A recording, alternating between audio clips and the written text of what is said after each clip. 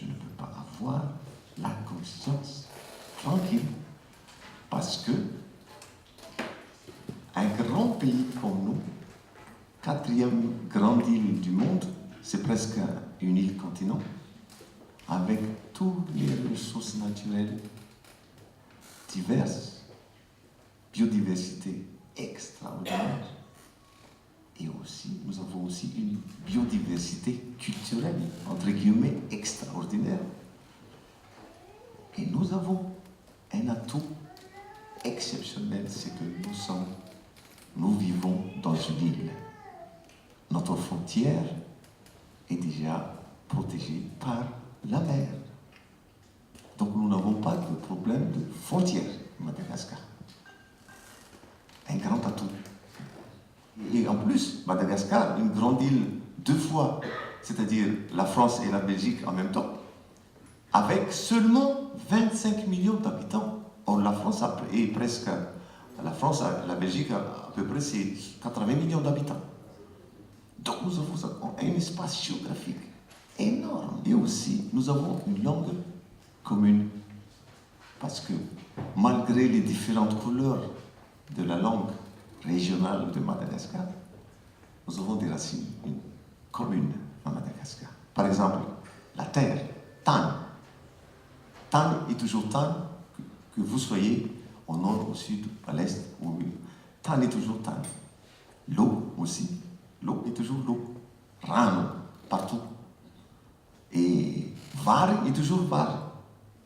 Donc, que demande le peuple, comme on dit? On a tout. L'unicité de notre langue, l'unicité de notre île. Qu'est-ce qui se passe?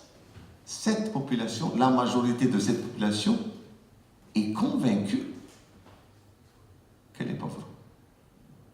C'est ça le problème de Madagascar.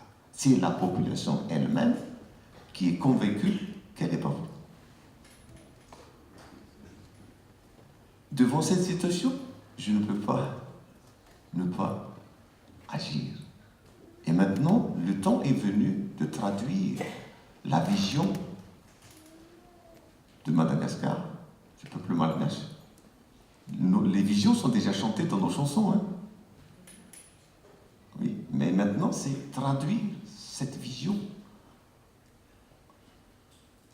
en, comment on dit ça, en action. En action maintenant pour le bien-être de la population de Madagascar.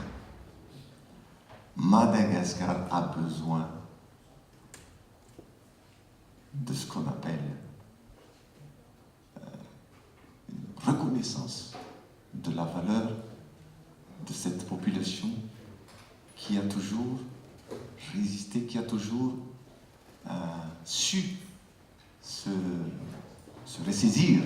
C'est ce qu'on appelle la capacité de résilience. Le peuple malgache a ça. Malgré tous les péripéties de crises politiques qui se sont succédées, la population a toujours assuré la survie de l'île. Donc, au nom de cette action noble de la population de Madagascar, je serai